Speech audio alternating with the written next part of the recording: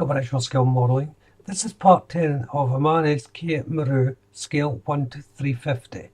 In this part, I'm going to be carrying on the rigging, but also doing a little bit more work on the lifeboats. So let's jump into this and see how well I get on. So I was just about to do the next part of the rigging, as I'm putting the lines from the mast down. And I noticed I haven't got enough cord here. I decided to use what the kit supplied. Generally, I use my own, but there's not enough. And this is brown. I mean, technically it should be black, but this is brown. So what I'm going to have to do, because I'm using my own and I don't have that colour, I'm going to have to paint the rigging. Now, I have no idea whether this is going to work or not, but it should do. So I'll just paint the shrouds first of all. I mean, these shrouds have got a little bit of trimming to do yet. Yeah, I think that worked with the paint on the shrouds. Time will tell. I'll wait until see whether it settles in all right. But in the meantime, it's time to place on the lifeboats. Now, this is a very simple exercise. They just go onto the white cradles that you see there. Now, it'll be interesting to see if you can tell which one's the one that I made up that went slightly wrong. I think it is angle. It's quite difficult to tell, which is good, of course, because that's the whole point of the scratch build part of the lifeboat. Now, one of the lifeboats has a different launch system, and this is what I'm placing in now. It's essentially just an extended winch that gets put on it. It's two brackets, and the location points are already drilled into the hull, just like the location point for the rigging. And so it was an easy case of fitting these. The fit was really nice. Sometimes you have to open up these location points to fit these parts, but these just slotted in. Then once it was dry, it was a simple case of fitting the lifeboat in. It was okay to fit, just a little bit awkward because of the shape of the lifeboat. There wasn't a natural trench for the hull to sit in, so I had to balance it before it set. But it set up fairly quickly, saying all that. Wasn't any major issues. So in case you're wondering which lifeboat it was that I had to scratch build the other half of, it's the one I'm placing in now. So in case you're wondering which lifeboat it was that I had to scratch build the half end of it, it's the one I'm placing in now. I think I got away with it in the end. I thought it'd be a good idea to put the base on now. I was going to wait until later on, but I'll do it now. There's a bit of metal ballast here that goes on, so I'm just going to super glue this in. It doesn't really say to do it, but the last thing I want is just to pop up and start rattling about. So I'll just put a little bit of super glue in there to stop it. So I've cemented the bottom. I'm just going to lay this on. Hopefully I can get it on in one go. The next set of rigging I'm placing on are the fourth staves. These are the ones that go from the fourth mast to the bow of the ship, or the technical term is jib. The ones I've already placed on that you can see down running down the ship. These are for the lower yards, the cross piece part of the mast, and those are the ones that anchor the mast to the hull, but they won't be attached until near the end of the rigging process. I'm just preempting them, getting them attached, the anchor points attached beforehand. I didn't see the point just showing me knotting them up, because they're very similar to the shrouds. They're just on the rails. The four staves here, there's four of them to go on.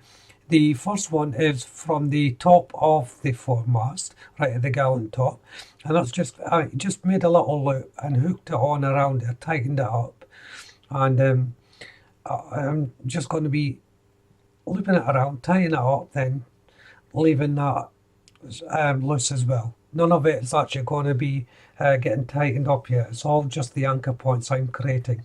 Actually, I should have said the top one has the same anchor point. So I just looked at it in a big massive loop of thread. But the when it goes on to the jib, it actually has a different anchor point. So that gets cut. And so when I put it onto the jib, it will all separate out. The next set of anchor points are again the middle stay parts. So things like the top gallant stays, these are basically from the middle point up on the mast. And like the bottom ones that I've already put on, these go into a diagonal shape from one mast to the next. They're attached the exact same way, just making little knots as the anchor points. However, these ones will be going into direct position straight away. I'm not leaving them loose.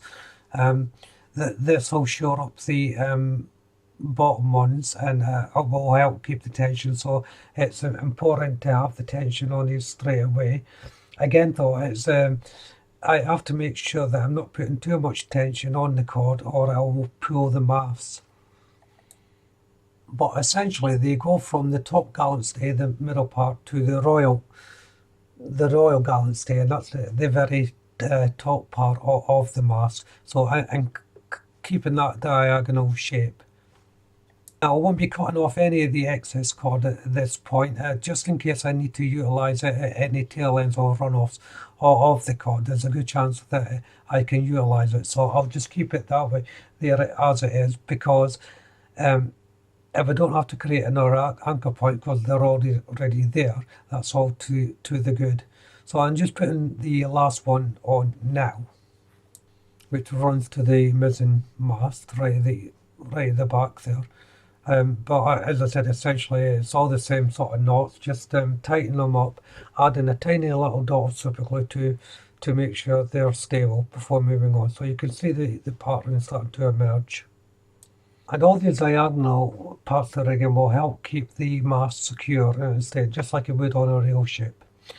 The next set of rigging is for all the different yards, so from the lower yards to middle to upper and so on. And what I'm doing here once more is creating an anchor point on the mast, just tying a knot once more.